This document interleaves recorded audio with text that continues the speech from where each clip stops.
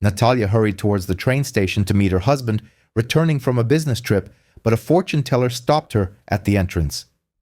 "Don't rush," she said. "Keep an eye on him." A few minutes later, Natalia froze in bewilderment. "Before we continue, please tell me which country you are from and how old you are. Enjoy listening." Natalia raced towards the railway station, clutching a small gift to her chest. A cool, damp breeze swept in from the river. Sand crunched beneath her soles. The train from Yaroslavl had already been announced, and she quickened her pace. She longed to be on the platform before the train came to a halt, to see immediately if their familiar world had survived these 2 weeks intact. At the glass doors, a dark-haired woman in a long skirt blocked her path. The stranger's face was weary, her eyes sharp. "Don't hurry, my dear," she said softly, almost without an accent. "Keep an eye on him." Natalia stopped, taken aback. "Excuse me?" "Keep an eye on him," the woman repeated, then turned away as if speaking to someone over Natalia's shoulder. Natalia nodded absently, not understanding why she was responding. Her rational mind urged, "A strange beggar. Don't pay attention." But the words, "keep an eye on him," stuck. She clutched the gift, slipped inside, and ascended to the platform. The train entered the city unhurriedly, as if afraid of scraping the freshly painted posts. Natalia scanned for the carriage where Andrei usually traveled, the second one from the engine. The door slid open, and people spilled onto the platform. Suitcases gleamed, trolleys squeaked, someone laughed, returning home. Andrei appeared almost immediately. His dark jacket, his familiar gait. Beside him walked a fair-haired girl in a beige coat, her hand clasped in his. Andrei leaned down and lightly kissed her temple. It was the same way he habitually kissed Natalia before leaving for work in the morning. The gift slipped from her fingers and landed on the concrete. Natalia didn't hear it hit the tiles. Everything around her became quiet and distant. Andrei turned away from her and smiled. The girl smiled back and said something. Together, they moved along the platform, a river of people flowing towards the exit. "Keep an eye on him," the phrase resurfaced in her mind. Natalia stooped, picked up the gift, and began to follow them, maintaining a distance. Her heart beat steadily, like during a school gym class when you had to run a lap without faltering or your side would ache. At the turnstiles, Andrei released the girl's hand and hailed a taxi. Natalia ducked behind a pillar. They got into the same car. Natalia stepped towards the roadway and raised her hand to the next approaching vehicle. She gave the driver an address in the opposite direction, then, closing the door, pleaded, "Excuse me." Leaning forward, she added, "Follow that gray Kia." The driver glanced briefly in the rearview mirror and shrugged. The cars wove through the city. The gray Kia stopped in front of a new, guarded residential complex. Andrei got out, paid the fare, helped the girl out, and picked up her suitcase. Then they went into the building together. The girl habitually entered a code on the intercom. "It's Natalia," told her driver. "Thank you. I'll walk from here." She didn't go into the building. Instead, she sat on a bench opposite, placed the gift beside her, and waited for her breathing to calm. She took out her phone and noted the time, the address, the description. A G-shaped building, a yellow ribbon on the suitcase, entrance number 3. She filmed the entrance. Her fingers trembled less than she expected.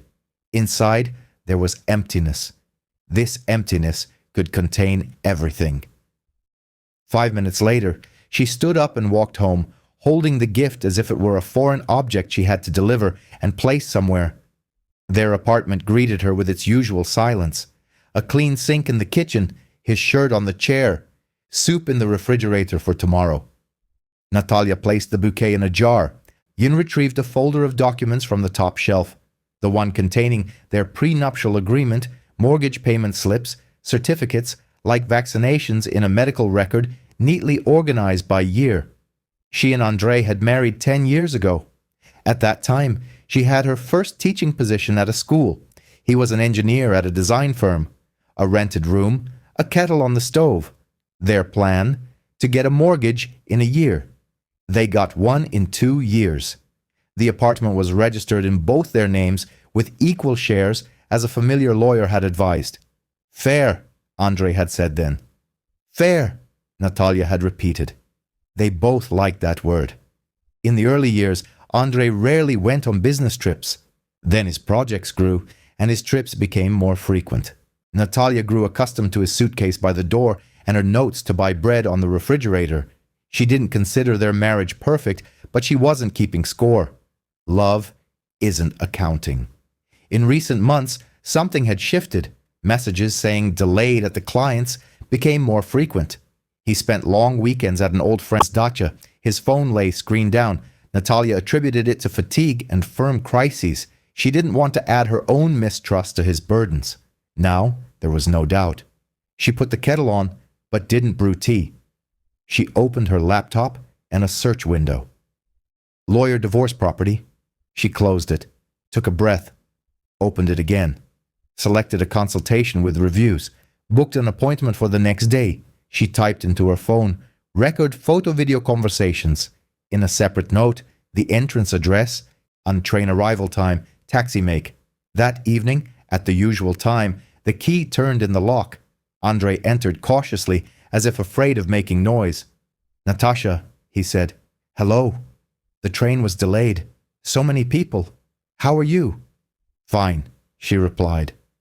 Dinner was on the stove. He put down his bag and went to wash his hands.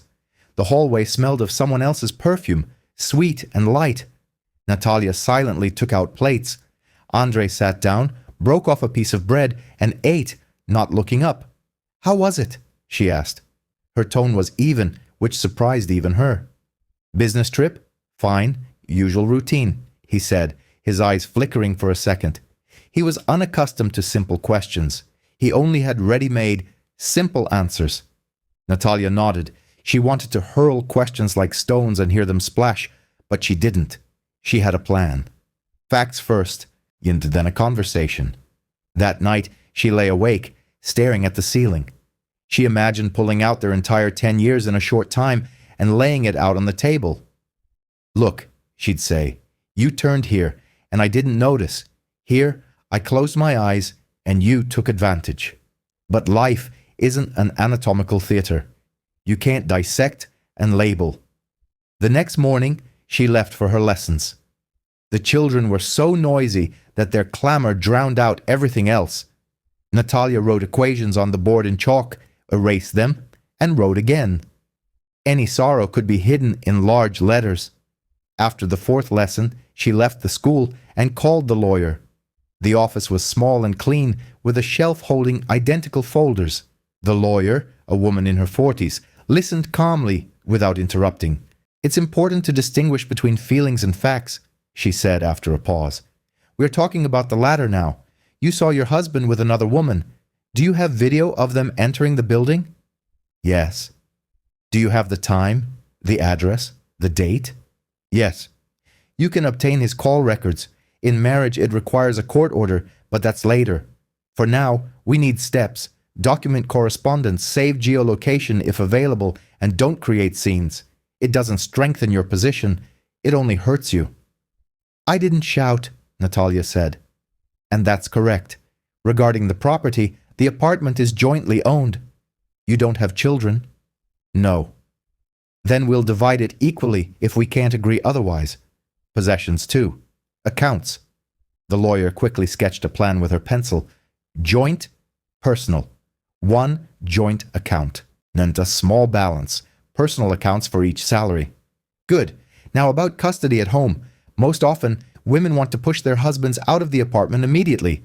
This is emotionally understandable, but not always legally. However, we have an option. Take pauses under the pretext of let's think, gather evidence in parallel, and go to court with a divorce petition. Are you ready?" "Yes," Natalia said, her voice trembling slightly. "I don't want to live next to someone who comes back smelling of someone else's perfume." The lawyer nodded. "Then this is what we'll do. Today, write to your husband neutrally. Let's talk this evening.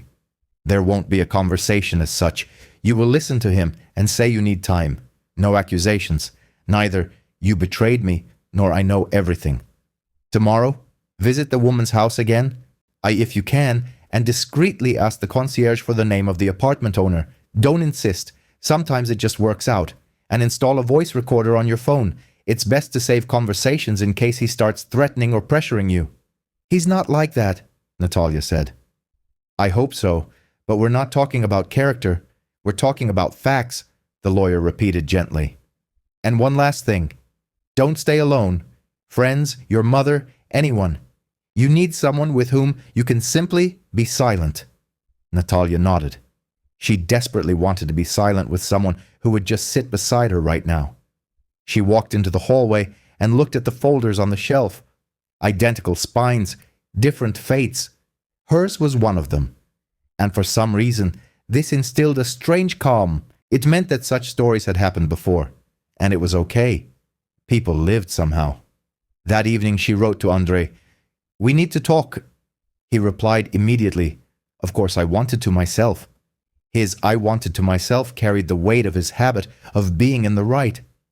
They sat at the table. Natalia clasped her hands and looked at her mug.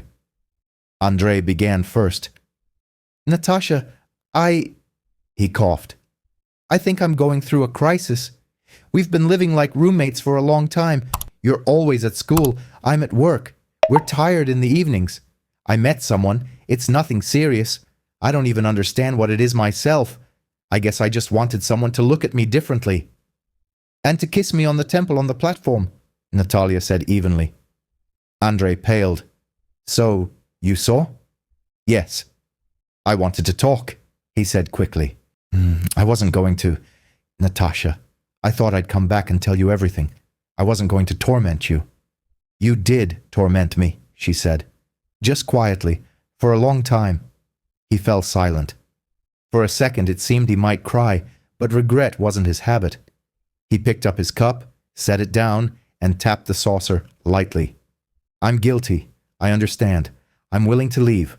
Let's do this. I'll rent a place, take my things, and we'll divide everything calmly. I'll give you time." "Okay," Natalia said. "I'll take time." He looked up. "Without scandals, without—" She nodded. "But with documents?" He didn't object. He also wanted it to be over. After the conversation, Natalia put on her jacket and went outside. She sat on the swing set, which squeaked even without children on it. She took out her phone and dialed Lena. He's a classmate from university whom they had, for some reason, never quarreled with. "Come over," Lena said. "I'll have tea. You can tell me your stories." "I don't want stories," Natalia replied. "I just want to sit." "We'll sit," Lena said. They sat in Lena's kitchen, drinking tea with honey. Lena occasionally touched Natalia's shoulder, simply to let her body feel that someone living was near. "And what now?" Lena asked. "Divorce," Natalia said. "The proper way. I won't seek revenge.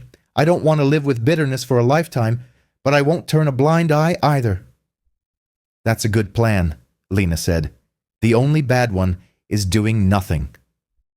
The next day, Natalia drove to that house and stood by the entrance looking at the nameplates. The concierge was quiet, but friendly. She asked if Anna Petrova lived there. She had taken the name from social media, where she had seen a photo of the girl in the same coat. The concierge shrugged, but after a minute, a voice from the intercom said, "Yes." The voice matched the video Natalia had filmed the previous day. That was enough. She wrote down the surname from the resident list, the apartment number, the entrance, and saved it in her notes. That evening, she sent the lawyer a short email confirming the address. "Video obtained. Excellent. We're proceeding according to plan." Andrei packed his belongings over 2 days. He took things from the shelves carefully, as if they belonged to someone else. Natalia didn't help. She silently cleared space so he could pass. He left her most of the dishes, all the textiles, and the television, saying, "I don't need them." She didn't argue. Not strange generosities are easier to accept than to dissect. "Natasha," he hesitated at the door, "I understand I'm guilty. If you need anything, money, help, tell me. I won't disappear like a coward." "Be honest, at least now," she said. "Don't promise forever. Deal with your own situation." He nodded and left. The door closed quietly. Natalia leaned against the doorframe and stood there for a moment. There was so much air in the apartment that she could breathe it until she felt dizzy. That evening, she took out their wedding photos. On one, they were holding glasses, tired but happy. On another, Andrei's mother held her hand. On a third, they were in a doorway, fumbling for the lock. Natalia put the photos in an envelope, writing "Memories" on top. Memories aren't a burden, they're a shelf. She and the lawyer drafted a statement for the court, attaching copies of the documents. Andrei agreed to the dissolution of marriage and property division according to shares. There were no disputes. Everything proceeded without a hitch. It was strange and correct. The courtroom was cool. People sat along the corridor, each with their own world in a folder. Natalia looked at their faces and thought, "How many here?" Keep an eye on him. Don't rush. Think. And how many simply couldn't live together. The judge was stern, attentive. She reviewed the documents, inquired about the property, and asked if there were any disputes. "No," Natalia said. Andrei confirmed. They uttered the brief pronouncement, "Let the marriage be dissolved." No dramatic lines, no theatrics. "Your maiden name is returned to you." Like a passport being handed back with an ordinary movement. At the exit, Andrei said, "I really want to say that it wasn't because of you. It was because of me. It was because of us." "We both weren't looking," Natalia replied. "I looked through you, and you looked past me. It can't go on like that for long." He nodded. They shrugged, like people who had lived together for many years and were now diverging onto two parallel lines. In the first few days, Natalia woke up too early, put on the kettle, opened the window, and listened to the street cleaners dragging bags to the bins. The world hadn't collapsed. It had simply shifted slightly. Work turned out to be easier than she feared. The children, with their tests, occupied all the space, and her colleagues, noticing the hoarseness in her voice, brought her tea and asked no unnecessary questions. Lena called every evening. "How are you?" "Breathing," Natalia replied. She tried to fill her days not with tasks, but with simple things. Walking 2 stops, buying new curtains, calling her mother. One evening, passing the train station, she saw the same woman in the long skirt. She stood by the entrance speaking very quietly to someone, perhaps the same words. Natalia approached. "Thank you," she said. The woman looked intently, as if trying to recall her face. "So, you saw." "I saw." "And what?" "I'm living," Natalia said. "Then live." The woman nodded. "People are more often unwilling to see. You're lucky." "It doesn't feel like luck," Natalia chuckled. "Luck is when you haven't lost yourself," the woman said, turning away, her gaze already on others. Natalia walked on. For the first time in many days, she felt not empty, but calm. In the spring, Natalia got a new class. She loved arranging the schedule so that complex topics followed easier ones. The children sensed this rhythm and calmed down. Order in numbers transferred to their minds. One day, she stayed late at school, grading papers, and by the window, she met Maria Petrovna, the literature teacher, whom everyone feared for her stern eyes and iron posture. Suddenly she said, "You're holding up well." "I'm not holding up," Natalia replied. "I'm just living." "That's holding up," said Maria Petrovna. Sometimes Natalia caught herself looking back on the street. In the crowd, she thought she saw a familiar jacket, a familiar gait, but they were other men with other stories. She stopped looking back. Lena introduced her to her cousin, who was simply a good person. No surprises. Natalia smiled at the phrase, "no surprises," but agreed to meet. They had coffee in a small cafe, talking about nothing, about road repairs in the square, about boring movies, about how they had poorly designed the new bus stop. He didn't ask about the past. She didn't explain. They simply sat. Natalia left thinking, perhaps no surprises isn't so bad. 6 months later, a message arrived from Andrei. Natalia was surprised. He always wrote briefly and to the point, but this was several pages. "Natasha," the message began. "I thought for a long time whether to write or not. I'm not asking for anything and not making excuses. It's just important for me to say, you didn't do anything wrong. For many years, I took advantage of the fact that I had someone next to me who didn't need explanations. I thought that's how it should be. Then I became scared that you had stopped looking at me the way you did in the beginning. I found a way to get that look back elsewhere. It was cowardice. I thought I was living. In reality, I was running away from life. You were more honest. I was rarely honest. Thank you for not turning our ending into a war.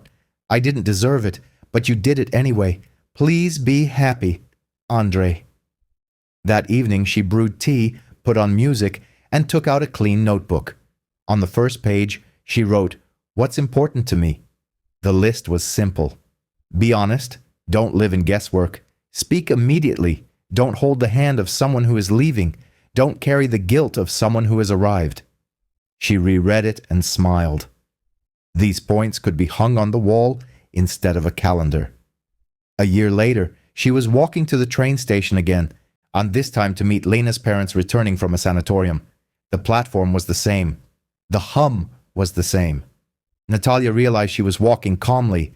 This time, no one stopped her at the entrance. No one said, "Keep an eye on him." The train arrived.